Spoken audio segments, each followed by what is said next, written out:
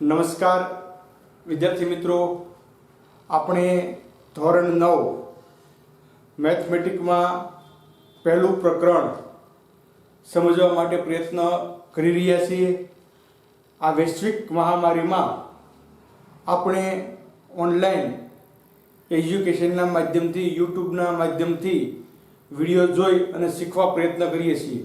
ત્યારે યુટ્યુબના વિડીયો જોનાર તમામ વિદ્યાર્થીને હું ધન્યવાદ આપું છું કે તમે આવી વિપરીત પરિસ્થિતિમાં પણ અભ્યાસ સાથે જોડાયેલા છો. સાથે સાથે શ્રી કર્મયોગ વિદ્યા સંકુલ હબુકોટના સમગ્ર સ્ટાફને પણ આપણે બિરદાવીએ છીએ કે એ પણ શાળા પ્રત્યે વફાદારીનું વહન કરી રહ્યા છે. તો આજે આપણે ધોરણ 9 વિષય ગણિત સંખ્યા પદ્ધતિમાં ત્રીજા લેક્ચરમાં આપણે સમય સંખ્યાની વાત કરવાની છે. સમય સંખ્યા શું એ આપણે શીખી ગયા છીએ. ત્યાર પછી સમય સંખ્યાની વચ્ચેની સંખ્યાઓ કઈ રીતે મેળવવી એ આપણે બીજા લેક્ચરમાં જોયું. મેં તમને 4 દાખલા હોમવર્ક માટે આપ્યા હતા, તમે કર્યા હશે. એમાં કોઈને કાંઈ પ્રશ્ન હોય તો વોટ્સઅપના માધ્યમથી મને જાણ કરો. હું એ દાખલો તમને ગણી અને પાછો મોકલી આપીશ. હવે આગળ આપણે જોઈએ 4 પછીનો 5મો દાખલો. 4 જે લેસનમાં આપ્યા થયા દાખલો, પછી આ 5મો દાખલો. શું શૂન્ય એક સમય સંખ્યા છે? એક સમય સંખ્યા છે. આ પ્રશ્ન પહેલો. ત્યાર પછી શું તમે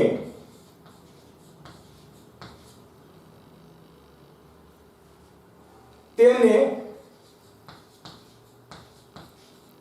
p પૂર્ણાંક અને q પૂર્ણાંક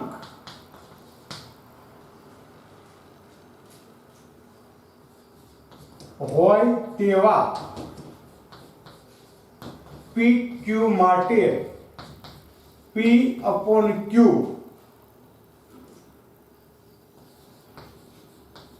સ્વરૂપમાં લખી શકાય? અને ઉદાહરણ આપો.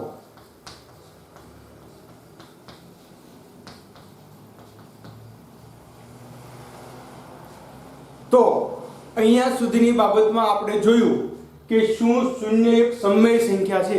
તો પહેલા આપણે સમય સંખ્યાનો ગણ જોવો પડે કે સમય સંખ્યામાં કોનો સમાવેશ થાય છે.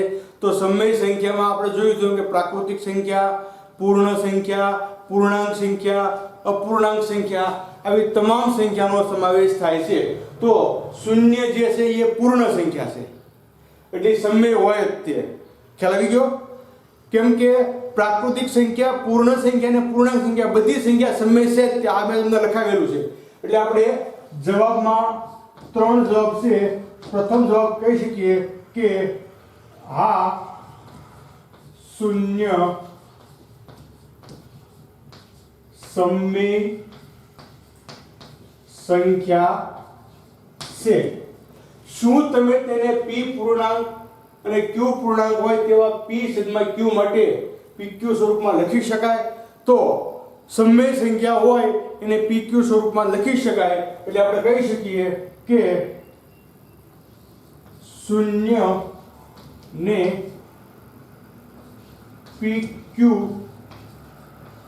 સ્વરૂપમાં લખી શકાય. હવે જો લખી શકાય તો ઉદાહરણ આપો. તો હવે આપણે ઉદાહરણ આપી દઈએ. કેમ કે શૂન્ય જે છે એ p સ્વરૂપમાં આવશે અને q સ્વરૂપમાં તમે કોઈ પણ સંખ્યા લખી શકો તો એનું મૂલ્ય શૂન્ય જ રહે. ખ્યાલ આવી ગયો? દાખલા તરીકે 0/-2, 0/11,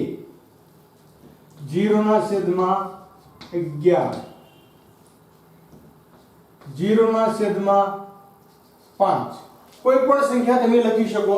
p/q સ્વરૂપ મળી ગયું. કેમ કે કોઈ છેદમાં સંખ્યા, કોઈ પણ સંખ્યા લખવાથી એની કિંમતમાં કોઈ ફેર પડતો નથી. એટલે શૂન્ય જે છે એ સમય સંખ્યા છે તો કે હા, એને p છેદમાં q સ્વરૂપમાં લખી શકાય તો હા, અને આપણે એના ઉદાહરણ લખેલા છે. આ તમારે ખ્યાલમાં રાખવાનું રહેશે.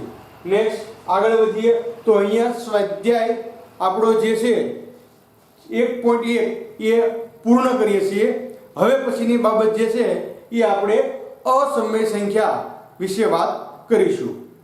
સમય સંખ્યાની વાત જોયા પછી હવે આપણે આગળ વધીએ અસમય સંખ્યાઓ. તો ટૂંકમાં કહેવું હોય તો કહી શકીએ કે જે સંખ્યા સમય નથી તે સંખ્યા અસમય સંખ્યા છે. અને ગણિતની ભાષામાં જ કહેવું હોય તો જે સંખ્યાને તમે કોઈ સંખ્યા r માટે તેને, અથવા અહીંયા r આપણે સમય લીધો તો s માટે, કોઈ સંખ્યા s માટે p/q p ના છેદમાં q સ્વરૂપમાં લખી ન શકાય તો તેવી સંખ્યા s ને આપણે અસમય સંખ્યા તરીકે ઓળખીએ છીએ, અથવા તેને આપણે અસમય સંખ્યા કહીએ છીએ. તો આપણે પ્રથમ એની વ્યાખ્યા જોઈ લઈએ.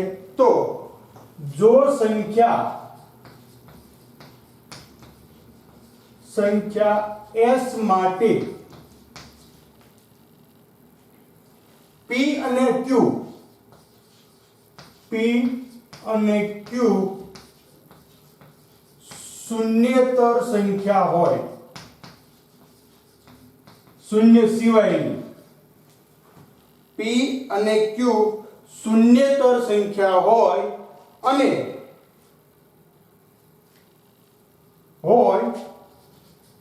તેવા p અને q ને p છેદમાં q સ્વરૂપે દર્શાવી ન શકાય. p છેદમાં q સ્વરૂપે તમે દર્શાવી ન શકો તો તે સંખ્યા s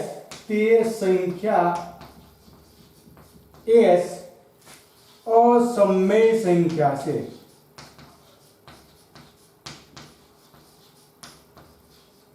તો તે સંખ્યા s જે છે તે અસમય સંખ્યા છે.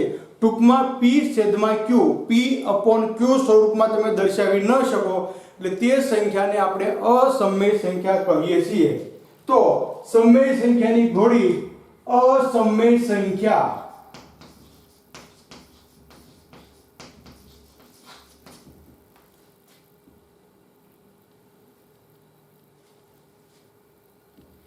અથવા જે સંખ્યા બીજી વ્યાખ્યા લખી છે આપણે, સમય નથી, સમય સંખ્યા નથી તે અસમય સંખ્યા છે. જે સંખ્યા સમય સંખ્યા નથી આવી તમામ સંખ્યાઓને આપણે અસમય સંખ્યા તરીકે ઓળખીએ છીએ. દશાંશ સ્વરૂપ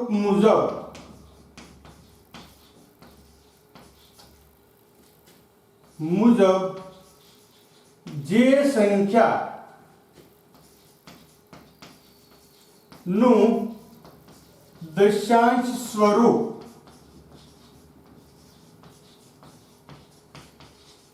શાંત આવૃત કે અનંત આવૃત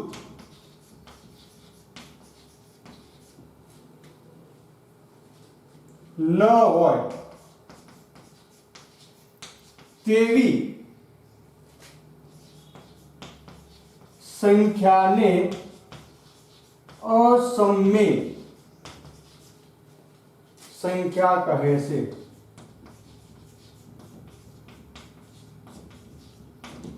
જો અહીંયા આપણે ગઈકાલે શાંત આવૃત અને અનંત આવૃતની વાત કરી હતી કે કોઈ પણ સંખ્યાનો ભાગાકાર અમુક સંખ્યા સુધી હાલ્યા પછી સીમિત થઈ જાય, અટકી જાય, શૂન્ય મળી જાય તો એવી સંખ્યા શાંત સંખ્યા કહેવાય.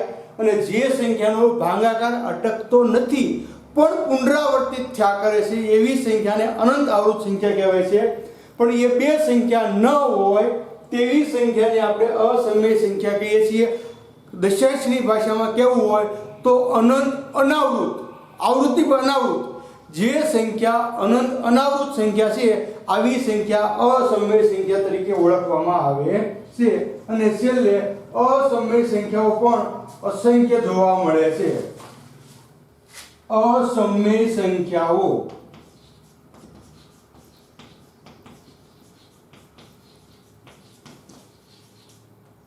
અસંખ્ય છે. અસમય સંખ્યાઓ પણ અસંખ્ય છે. આ રીતે તમામ પોઈન્ટ જોતા આપણે અસમય સંખ્યાથી વિસ્તૃત માહિતી મેળવી. હવે હજી અમુક ગણિત શાસ્ત્રીના અસમય સંખ્યા બારામાં જે શોધો છે એની આપણે વાત કરીએ.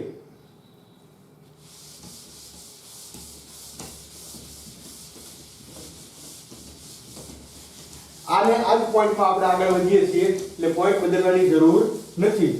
તમે જ્યારે લખો ત્યારે ક્રમાનુસાર વ્યવસ્થિત પાકી બુક બનાવજો જેથી કરી ભવિષ્યમાં ધોરણ 10 માં પણ તમે આનો ઉપયોગ કરી શકો. તો આપણે આગળ જોઈએ √2 √3 √5 √11 પાઈ 0.010 0.0110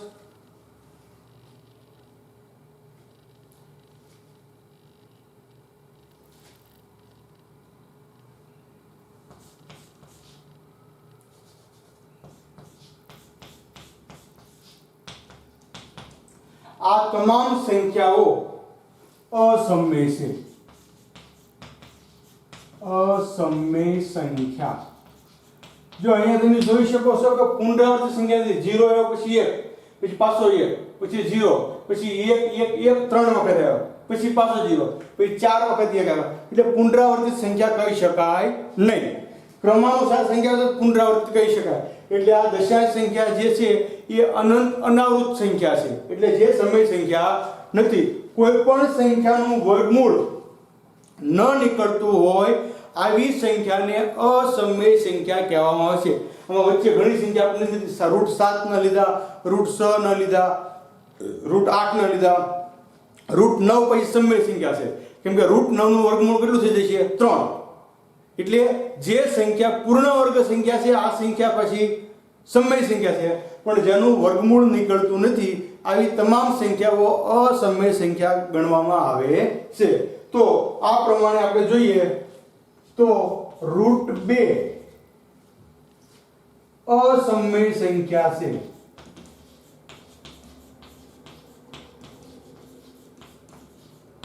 √2 અસમય સંખ્યા છે. તેની સાબિતી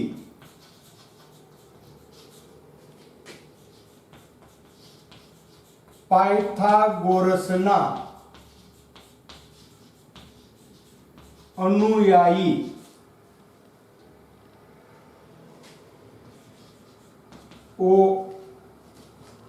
એ આપી. જો √2 ની સાબિતી કોણે આપી તો કે પાયથાગોરસના અનુયાયીઓએ આપી. એવી જ રીતે ઈસવીસન પૂર્વે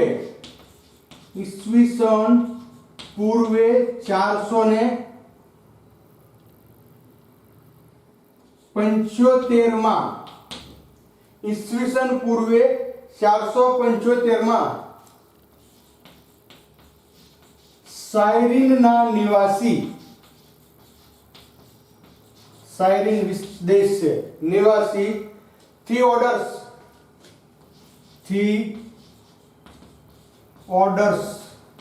આ ગણિત શાસ્ત્રી છે. થિયોડર્સે અન્ય સંખ્યા √3 √5 √10 √11 ઘણી બધી સંખ્યા છે વગેરેની સાબિતી આપી અને છેલ્લે હમણાં એટલે 300 વર્ષ પહેલા ઈસવીસન 1700 માં, પણ એ હમણાં જ કહેવાય કેમ કે આ તમે જો ઈસવીસન પૂર્વે એટલે 2500 વર્ષ થઈ ગયા. ઈસવીસન 1700 ના અંતમાં, ઈસવીસન 1700 ના અંતમાં લેમ્બર્ડ અને લિજેન્ડર, આ બે ગણિત શાસ્ત્રીઓ છે. લેમ્બર્ટ અને લિજેન્ડરે પાઈ એક અસમય સંખ્યા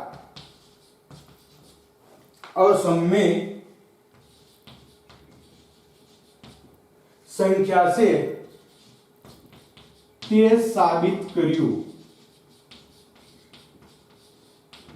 તો આ તમામ બાબત દ્વારા આપણને અસમય સંખ્યાની માહિતી મળી ગઈ છે કે અસમય સંખ્યા કઈ રીતે મળે છે અને કોને આપણે અસમય સંખ્યા કહી શકીએ છીએ.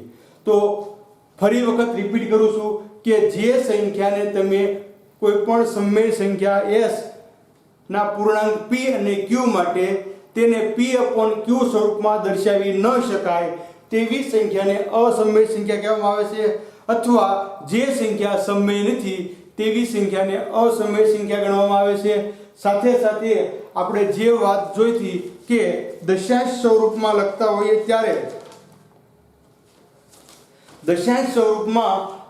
હોઈએ ત્યારે જો કોઈ પણ સંખ્યા શાંત આવૃત કે અનંત આવૃત સંખ્યા ન હોય તો તેવી સંખ્યા પણ અસમય સંખ્યા છે, જેને આપણે અનંત અનાવૃત સંખ્યા કહીએ છીએ.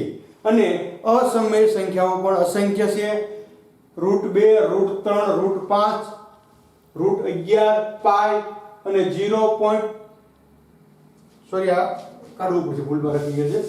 0.011, 0, 111, 0, 11, 11, 0 અસમય સંખ્યાઓ છે. આ તમામ સંખ્યાઓ અસમય સંખ્યાઓ છે. √2 અસમય સંખ્યા છે, એની સાબિતી પાયથાગોરસના અનુયાયીઓ આપી. એ સિવાયની √3, √5, √10, √11 ની સાબિતી ઈસવીસન પૂર્વે 475 માં સાયરીનના ગણિતશાસ્ત્રી થિયોડરસ એ સાબિત કર્યા. અને ઈસવીસન 1700 માં લેમ્બર્ટ અને લિજેન્ડરે પાઈ એક અસમય સંખ્યા છે આ સાબિત કર્યું. હવે અહીંયા સુધીમાં આપણે અસમય સંખ્યાનો ખ્યાલ આવી ગયો. એટલે આપણે અગાઉ જોયા પ્રમાણે પાંચમો ગણ આપણો વાસ્તવિક સંખ્યા ગણ r, જેમાં સમય સંખ્યા અને અસમય સંખ્યા બંનેનો સમાવેશ થાય છે. એટલે પાંચે પાંચ ગણ આપણે જોઈ લીધા. પ્રાકૃતિક સંખ્યા ગણ n, પૂર્ણ સંખ્યા ગણ w, પૂર્ણાંક સંખ્યા ગણ z, સમય સંખ્યા ગણ q અને સૌથી મોટો વાસ્તવિક સંખ્યા ગણ r. આપણે ગણની ભાષામાં જોયું હતું તો n belongs to w, w belongs to z, z belongs to q અને q belongs to r. આ રીતે સૌથી મોટો ગણ વાસ્તવિક સંખ્યા ગણ r છે. એ આપણને ખ્યાલ રહેવો જોઈએ. વાસ્તવિક સંખ્યા ગણ r માં સમય સંખ્યા અને અસમય સંખ્યા બંનેનો સમાવેશ થાય છે. હવે આપણે આ પોઈન્ટ જોયા, એના અનુસંધાને એનો સ્વાધ્યાય 11.2 ની ચર્ચા કરીએ.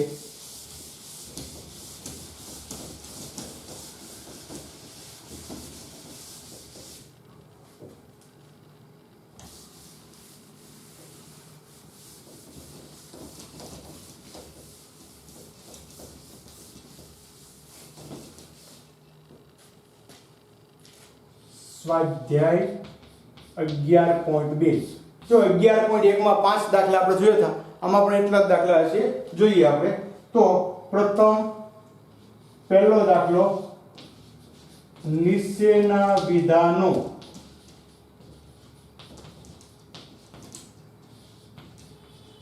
સત્ય છે કે અસત્ય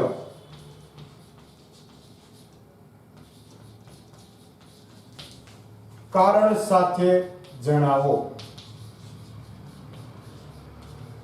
સત્ય કે અસત્ય આપણે કારણ આપીને લખવાનું છે. અહીંયા જોઈએ તો પ્રથમ પહેલું વિધાન, દરેક અસમય સંખ્યા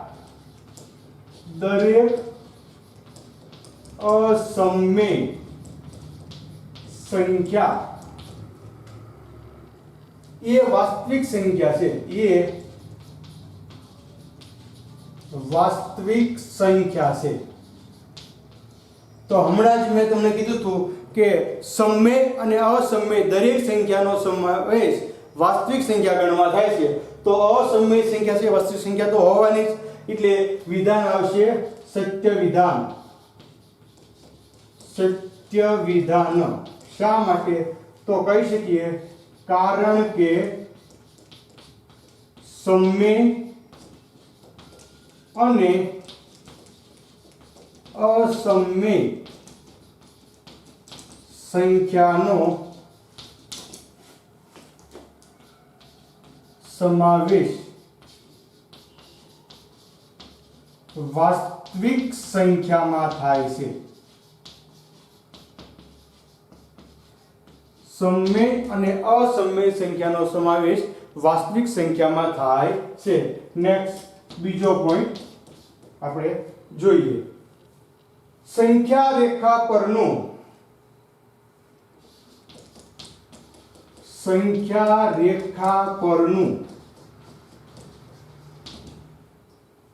દરેક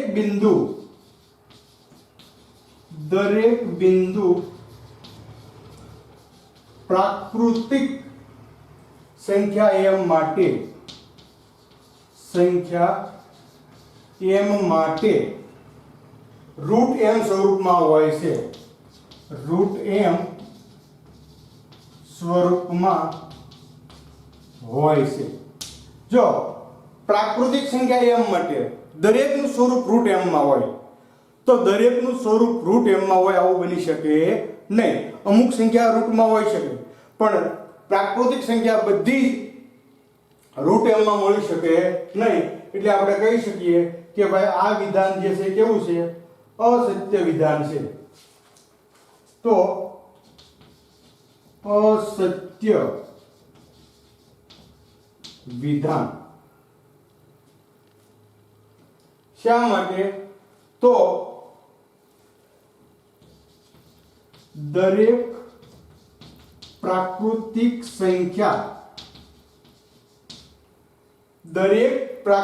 સંખ્યા m માટે રૂટ m સ્વરૂપ ન મળી શકે. ત્યાર પછી ત્રીજું વિધાન છે, દરેક વાસ્તવિક સંખ્યાએ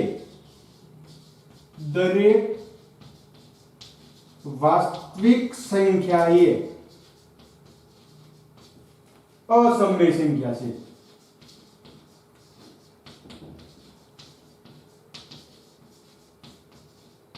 દરેક વાસ્તવિક સંખ્યા એ અસમય સંખ્યા છે. જો અસમય સંખ્યા છે વાસ્તવિક છે સાચું છે, પણ દરેક વાસ્તવિક સંખ્યા અસમય હોય, કેમ કે વાસ્તવિકમાં સમય અસમય બંને ભેગી હોય, એટલે અસત્ય વિધાન. અસત્ય વિધાન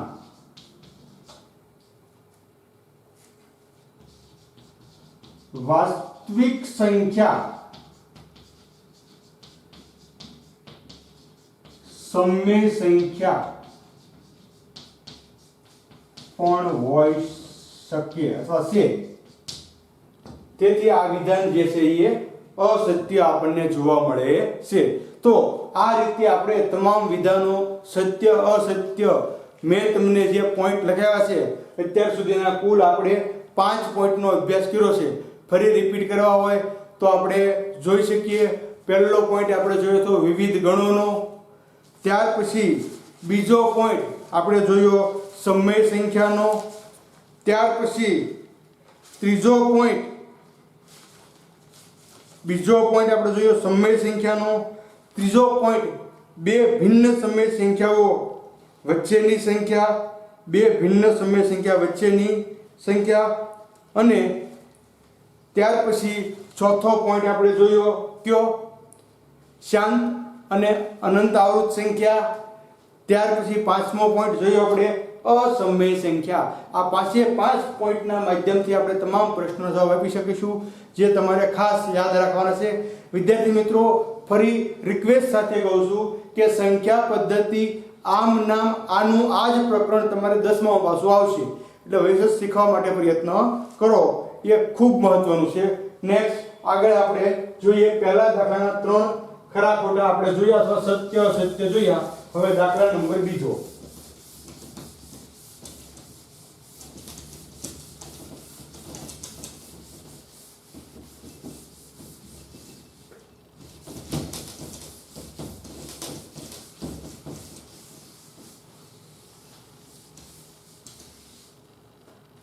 દાખલા નંબર બીજો. શું દરેક ધન પૂર્ણાંકનું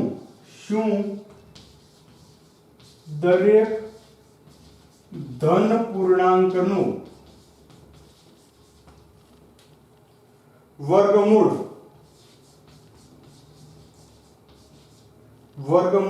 અસમય હોય છે?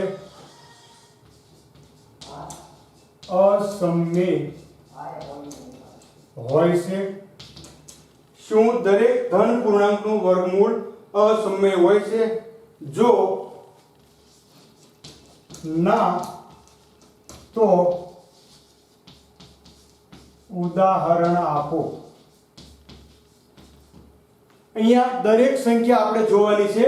દરેક સંખ્યાનું ધન પૂર્ણાંક નું વર્ગમૂળ અસમય હોય છે, આ આપણે સાબિત કરવાનું છે.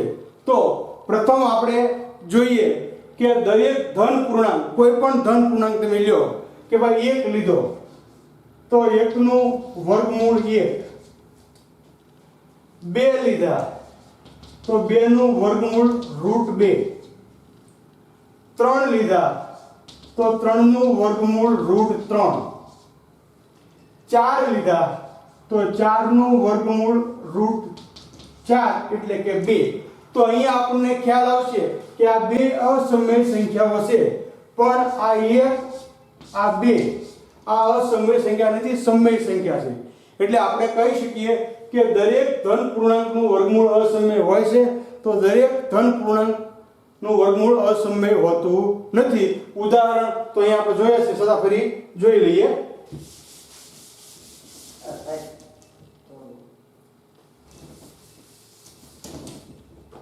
તો દરેક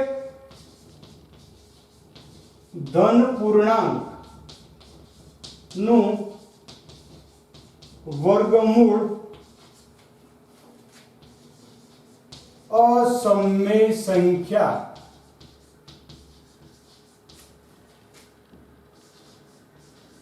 મળતી નથી, કારણ કે જે સંખ્યા પૂર્ણ વર્ગ છે તેનું વર્ગમૂળ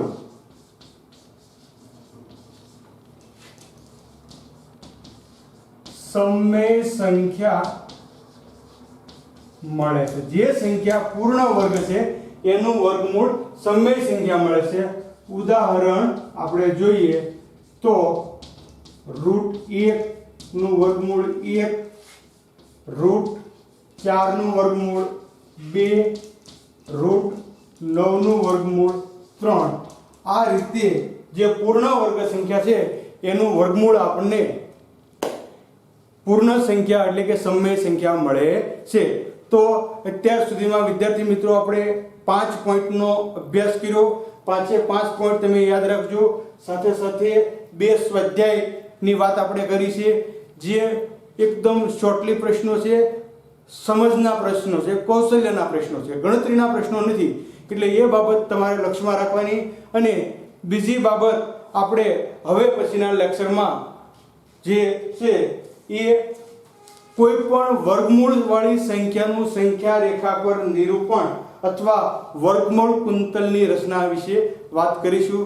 ફરી પાછા મળીએ, ત્યાં સુધી ખૂબ ખૂબ ધન્યવાદ.